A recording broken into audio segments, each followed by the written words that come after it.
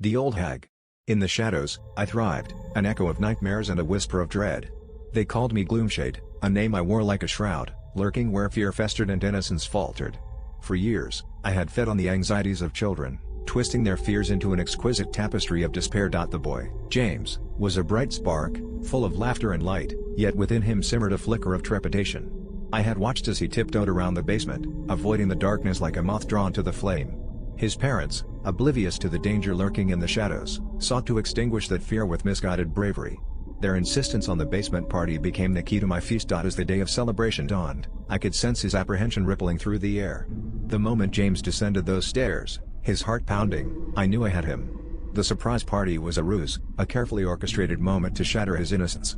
His scream was a melody, a symphony of terror that filled me with exhilaration. The boy's parents went to a hospital the next morning. When they turned to the doctor, seeking guidance, I watched with amusement.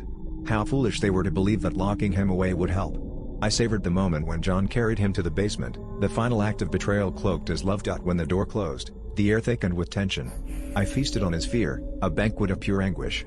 His screams rang out, but they were sweet music to my ears, feeding my essence. When they finally opened the door, I reveled in my triumph.